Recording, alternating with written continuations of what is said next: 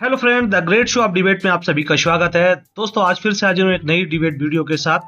आज की डिबेट पुष्पेंद्र कुलश्रेष्ठ, अनुराग भदौरिया, कंचना यादव और शिवम त्यागी के बीच होने वाली है। दोस्तों, आपको पता ही है कि जब पुष्पेंद्र जी बोलते हैं तो रियली लोग सुनते हैं। उन्होंने अनुराग भदौरिया को इस तरीके से जवाब दिया कि अनुराग भदौरिया चुप ही हो गए। दोस्तों, आप वीडियो को अंत तक जरूर देखिए, बहस बहुत ही इंटरेस्टिंग होने वाली है। और इसके साथ ही आप सभी से रिक्वेस्ट, अगर चैनल पे पहली बार आए हैं तो चैनल को सब्सक्राइब जरूर कर लें और बेल आइकन को प्रेस कर लें। तो चलिए दोस्तों, वीडियो शुरू करते हैं। Sorry, it's DJ. चलिए शुरू करते हैं। सवाल आपसे है कि आपकी पार्टी का कोई सदस्य रामगोपाल मिश्रा के घर नहीं गया। अखिलेश यादव ने रामगोपाल मिश्रा की मौत पर कुछ नहीं कहा, लेकिन सरफराज के एनकाउंटर पर जब अखिलेश यादव सवाल उठाते हैं तो बीजेपी सवाल पूछती है कि आपको एक तरफा दर्द क्यों होता है। इस पे बीजेपी के सवाल का क्या जवाब देंगे? देखिए, कमाल की बात है, समाज के अंदर में क्या माहौल चल रहा है। एक सरकार उत्तर प्रदेश में भारतीय जनता पार्टी की है। जब भारतीय जनता पार्टी की सरकार है तो पुलिस क्या कर रही थी, एलयू क्या कर रहा था, एलआईयू डिपार्टमेंट क्या कर रहा था, इंटेलिजेंस डिपार्टमेंट क्या कर रहा था, पुलिस प्रशासन क्या कर रहा था। भाई, आपने रेकी क्यों नहीं की? आपको पता है कि वहां से जुलूस निकलेगा, कोई अप्रिय घटना हो सकती है, तो आपने क्यों नहीं वैसे व्यवस्थाएं की? आपने पहले आपकी पुलिस की कमजोरी की वजह से, पुलिस की नाकामी की वजह से आज हमारे बीच में रामगोपाल मिश्रा नहीं है। इसकी जिम्मेदार कोई होगा तो प्रशासन को नहीं दिया जाएगा। एक बात। दूसरी बात, जब वहां पे इस तरह की घटना हुई, पहले तो इस तरह की घटना हुई, अगर पुलिस प्रशासन वहां मौजूद होता, 6 महीने पहले उसकी शादी हुई थी, मात्र 6 महीने पहले, और वो 21-22 साल का बच्चा है। वो ऐसा कौन व्यक्ति था जिसने उसको भड़काया, जिसने उसको उत्तेजित किया, उकसाया, जिसकी वजह से वो वहां छत पे चढ़ा? यह जिम्मेदारी भी किसी की होनी चाहिए। और जिन्होंने मारा उन्हें भी, उनके साथ भी कोई ऐसा नहीं कि बहुत ज्यादा उनके अंदर हम उनके सपोर्ट में, जो किसी को कोई छत पे चढ़ जाएगा, कोई मार देगा, ये भी किसी को अधिकार नहीं है कि कोई किसी पे गोली मार देगा। तो लेकिन योगी के इंसाफ पर क्या कहेंगे? बात सुनो ना, योगी के इंसाफ पर क्या कहेंगे? योगी ने इंसाफ क्या किया? वहां पे दंगा करा दिया भाई। इधर रामगोपाल, यहाँ पे रामगोपाल मिश्रा जी की मौत हुई, उधर यहाँ बेगुनाहों के घर जले, किसी का ट्रैक्टर जल गया, किसी का घर जल गया, किसी की बैलगाड़ी जल गई, और आपको मजाक समझ में आ रहा है कि योगी ने क्या किया? योगी की सरकार में दंगा हो गया, लोगों के घर उजड़ गए। एनकाउंटर सही था या गलत था? सुनिए, मजेदार बात आप सुनिए। जब आप वहां पे गोली चली, जब गोली चली तो पुलिस अगर होती तो उसी समय पकड़ लिया जाता आरोपी। उस समय आरोपी को क्यों नहीं पकड़ा गया? मेरा सवाल सीधा सा है, उसी समय आरोपी को पकड़ना चाहिए। सर, अनुराग भदौरिया कह रहे हैं बटेंगे तो कटेंगे, दरअसल देश को बांटने का फॉर्मूला है, जोड़ने का नहीं। आप जरा एक बार बताइए कि बटेंगे तो कटेंगे क्या मैसेज देता है और क्यों जरूरी है? अच्छा मैसेज है, लेकिन देर से दिया गया है, पहले देना चाहिए था। इस देश में सच बोलने वालों को लोग हेट मॉन्गर कहने लगे हैं, और झूठ बोलने वाले लोग जो हैं वो इंटेलेक्चुअल कहलाने लगे हैं। 1947 में योगी जी नहीं थे, 10.5 लाख सनातनी हिंदुओं की गर्दन काट के देश भी बटा और सत्ता भी बनी और एक पार्टी ने देश भी लिया। तो सवाल यह है कि बटने की बात जब कही जाती है तो ये उन लोगों के दिमाग में आता है कि वो किसी खास लोगों से कह रहे हैं। देश के तमाम लोगों से कह रहे हैं बटने के लिए, आपके जहन में क्यों आता है कि सिर्फ हिंदुओं के लिए कहा गया है? ये तो आपकी सोच है। इसलिए इस बयान को भारतीय राजनीति में इसलिए ज़रूरी है कि इसी के कारण देश बटा, इसी के कारण कश्मीर हुआ, इसी के कारण केरला हुआ, दिल्ली हुआ। कोई देश का ऐसा कोना नहीं है जहां सांप्रदायिकता का चरम पर हो और लोगों को काट करके, चिल्ला करके, दबाव बना करके। नुपुर शर्मा इसकी जीती जागती मिसाल है। कोई बेटी सच बोले तो एक मजहब के लोग चौराहे चौराहे निकल करके खड़े होंगे और कहेंगे सर तन से जुदा हो जाएगा। उनके सिलसिले में लोग अपना सेकुलरिज्म लेके नहीं आते हैं, उनके बारे में सवाल नहीं पूछते कि भाई ये क्या तरीका है कि अगर किसी ने कोई बात कही आप इंटेलेक्चुअली उसे काउंटर करें। आप तलवार के जोर पर किसी कन्हैया की गर्दन काट देंगे और इस देश के 80 से 90 करोड़ लोगों को डराने की कोशिश करेंगे। लेकिन भारत बदला है और कटेंगे बटेंगे, मैंने पहले ही कहा, यह बयान देर से आया है, अच्छा बयान है, ऐसे बयान आते रहने चाहिए। नहीं, सिर्फ 10 सेकंड का। इसके मतलब आप चाहते हैं कि देश के अंदर में हिंदू, मुस्लिम, सिख, ईसाई, इनको सबको बांट दें?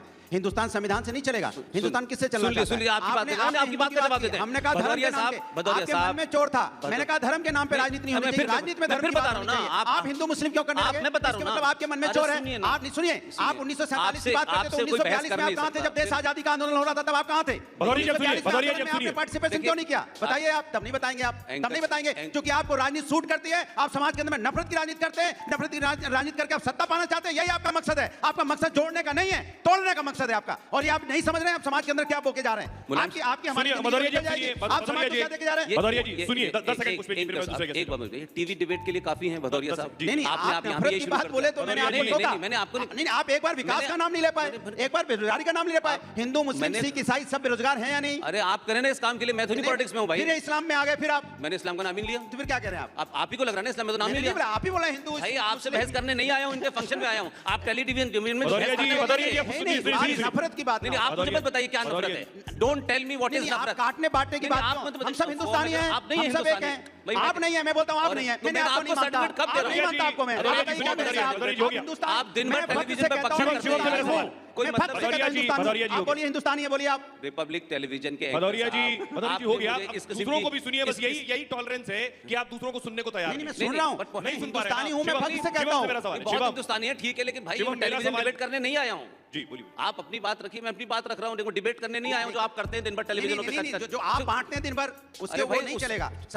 तो रोकिए ना जाके, आप काउंटर करिए पब्लिक में जाके, टेलीविजन पे क्या पकड़े। शिवम मेरा सवाल आपसे, बटेंगे तो कटेंगे, क्या ये देश को बांटने का फॉर्मूला है? अगर मैं इसको इस तरह से 47 में ये नारा था, फिर 47 में चले गए। 2014 के बाद बात क्यों नहीं होगी? 47 में क्यों भाग रहे हो आप? फिर 1942 की बात कीजिए आप। कराना चाहिए, मैं डिबेट में नहीं आया। आपने 47 को भाग रहे हैं, देश को पीछे क्यों ले जाना चाहते हैं? नहीं, पीछे क्यों ले जा रहे हैं देश को? आगे ले जाइए। सवाल आपसे शिवम, मेरा सवाल आपसे, जब आप कहते हैं, ये तो ठीक है, जब आप कहते हैं शिवम की बटोगे तो कटोगे, इसी हरियाणा में जब आप जाट और नॉन जाट करते हैं, तब आप क्या बांट नहीं रहे होते? देखिए पुष्पेंद्र जी, ये आपके लिए है कि सारी खुदाई एक तरफ और सिर्फ मुसलमानों के लिए लड़ता सपाई एक तरफ। मुसलमान आ गया, आप इनसे कितना भी हम कहते हैं, आप प्लीज बीच में नहीं है, हर जगह तो कोई ठीक नहीं रहती। मतलब शांति से बात करेंगे, रुको जरा। अच्छा एक चीज बताइए, बटोगे तो कटोगे में किसी में हिंदू कोई मुसलमान नहीं लिखा हुआ है। ये अपने आप ही उसमें मतलब हिंदू मुसलमान क्यों ढूंढ ले रहे हैं? हम कहते हैं कि बटोगे तो कटोगे। भाई यही तो हमारी दादी नानी मासी चाची कहती थी कि बेटा एक रहना है, परिवार में एक रहना है, भाइयों को एक रहना है, बहन भाइयों को एक रहना है। अगर एक नहीं रहोगे तो बाहर वाला फायदा उठा लेगा। इसी बात को हम कह देते हैं, तो पता नहीं समाजवादी वालों को इतनी दिक्कत क्यों हो जाती है। अब आपका जाट और नॉन जाट पर आता हूं। मैं मानता हूं कि भारतीय जनता पार्टी को हरियाणा में 36 बरादरियों ने वोट दिया है। हर जगह जिस जाट बेल्ट डोमिनेटेड जिसको कहा जाता था, वहां भी 17 में से 9 सीटें भारतीय जनता पार्टी को मिली है। तो हम तो जाट नॉन जाट कर नहीं रहे, हम तो अगला पिछड़ा कर नहीं रहे। ये पीडीए वाले जिनके मतलब पीडीए के पूरे फॉर्म में भी अगला नहीं है, वो यहां कहते हैं कि हम बांट रहे हैं। हम बांट नहीं रहे हैं जी, बहुत साफ है। अगर आदरणीय प्रधानमंत्री जी ने कहा है कि अगर बटोगे तो सत्ता की मलाई कोई और खाएगा, बिल्कुल ठीक है। बटोगे तो कटोगे, बिल्कुल ठीक है। और ऐसा ही होना चाहिए। एक समाज को, एक परिवार को, एक घर को, एक देश को बंटने की आवश्यकता नहीं है। लेकिन है कुछ लोग जिनकी विचारों की पार्टियां, पॉलिटिकल पार्टियां जाति के नाम पर बनी हुई हैं। अब वो इसके अलावा और कर भी क्या सकते हैं? कंचना जी। जी शायद शिवम त्यागी जी योगी जी को अपना नेता मानते हैं, गिरिराज सिंह जी को अपना नेता नहीं मानते हैं। क्योंकि गिरिराज सिंह ने साफ साफ आज कहा है, आज उनकी यात्रा निकल रही है, हिंदू सम्मेलन, हिंदू मिलन कुछ यात्रा निकल रही है, हिंदू जगाओ यात्रा निकल रही है। उसमें साफ साफ उन्होंने कहा है कि बटोगे तो कटोगे मत। हिंदुओं के लिए मैसेज है कि हिंदुओं बटो नहीं। तो आप शायद एक को अपना नेता मानते हैं, एक को नहीं मानते हैं। लेकिन आज हम जो घटनाएं देख रहे हैं, चाहे वो अभी चल रहा बहराइच का केस देख लें, उसमें जो हत्या हो रही है, जो मर्डर हो रहा है पुलिस के द्वारा, नॉर्मल लोगों के द्वारा, ये जो हत्या मर्डर हो रही है, हमें दिख रहा है ये अपराध एक नॉर्मल चलते फिरते हुए लोग कर रहे हैं। उनके अंदर ये चीज भरा हुआ है। लेकिन प्रेरित कहां से होते हैं? प्रेरित होते हैं गिरिराज सिंह जैसे लोगों से, योगी आदित्यनाथ जैसे लोगों से, जो आप कह रही सरफराज ने राम गोपाल मिश्रा पर गोली चलाई, ये गिरिराज सिंह से प्रेरित था? देखिए मैं नहीं गलत है। मैं कह रही हूँ मर्डर, इसलिए मैंने बोला कि मर्डर था वो, और किसी भी तरह मर्डर कौन वाला? आप तो एनकाउंटर को भी मर्डर कहते हैं। अखिलेश यादव उस पर सवाल उठा रहे हैं, एनकाउंटर पर। मर्डर है वो, पुलिस द्वारा मर्डर है। आप कोई ना रूल एनकाउंटर मर्डर है आप कह रही हैं? वो जो पुलिस वालों ने किया वो मर्डर है। सही सवाल है। अगर इनकाउंटर इस देश का सोल्यूशन होता तो आज उत्तर प्रदेश को स्वर्ग हो जाना चाहिए था, क्योंकि सबसे ज्यादा इनकाउंटर वहां हुए। एक के बाद एक इनकाउंटर हो रहा है, फिर भी हत्याएं हो रही है, फिर भी दंगा हो रहा है। क्यों? इनकाउंटर सोल्यूशन नहीं है। आप सोल्यूशन की तरफ बात करिए। सवाल फिर आपसे है।